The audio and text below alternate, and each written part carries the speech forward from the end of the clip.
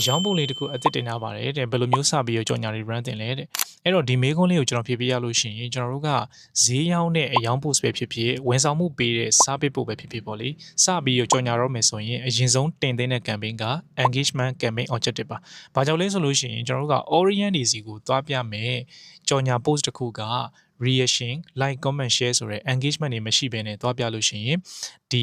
ကြော်ညာကိုမြင်တဲ့customer က impression ထောင်းသွားနိုင်ပါတယ်ဒီနေရာမှာကျွန်တော် impression ဆိုတာကဒီကြော်ညာတန်းအရ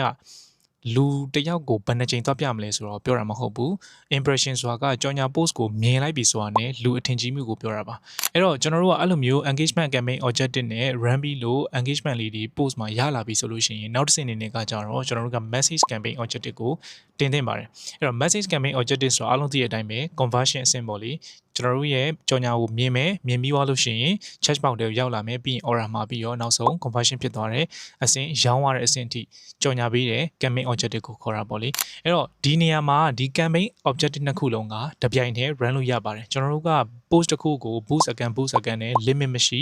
တင်လို့ရပါတယ်အကန့်အသတ်မရှိပဲねကျွန်တော်တို့ကြိုက်တဲ့လောက်စိတ်ကြိုက်တင်လို့ရတယ်ပေါ့လေဆိုတော့တစ်ချိန်ပြီးသွားတဲ့အခါမှာလည်းနောက်တစ်ချိန်ထပ်ပြီးတော့တင်လို့ရတယ်နောက်တကယ်လို့အဲ့လိုမျိုး campaign တစ် create မလုပ်ချင်ဘူးဆိုလို့ရှိရင်လည်းကျွန်တော်တို့ဒီ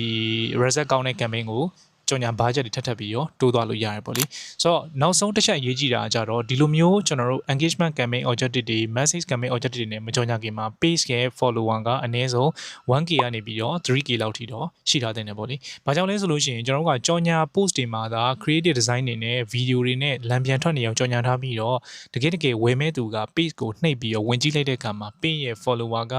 400 500လောက်ပဲရာခိုင်နှုန်းလေးပဲရှိနေမယ်ဆိုလို့ရှိရင်ဒီ page ကဂျင်းလားအတုလားဆိုပြီးတော့တွေ့ဝေသွားမယ်ပြီးသွားလို့ရှိရင်မဝယ်ဘဲနဲ့ page ကနေလှည့်ထွက်သွားလိမ့်မယ်အဲ့လိုအခြေအနေမျိုးမဖြစ်ရလေအောင်ကျွန်တော်တို့ကအယောင် post ကိုစပြီးတော့မကြော်ညာခင်မှာ page ရဲ့ follower တွေတက်ဖို့အတွက် page promote campaign လေးကိုအရင် run ပြီးတော့မှကျွန်တော်ခုနပြောသလိုမျိုး 1k ကနေ 3k ကြာ orient လေးအသင့်ရှိလာပြီဆိုတော့မှပဲကျွန်တော်တို့ခုနကတော့ပြောတဲ့ stage post ကိုစပြီးတော့ကြော်ညာသင့်ပါတယ်ဆိုတော့ဒီဗီဒီယိုလေးကနောက်လေးတစ်ခုရသွားမယ်လို့ထင်ပါတယ်ဆိုတော့နောက်ထပ်သိချင်တာတွေရှိရင်ကျွန်တော် comment အောက်မှာမှတ်ပြီးတော့မေးခဲ့လို့ရပါတယ်ဆိုတော့နောက်ထပ်ဗီဒီယိုမှာပြန်တွေ့ပါမယ် bye bye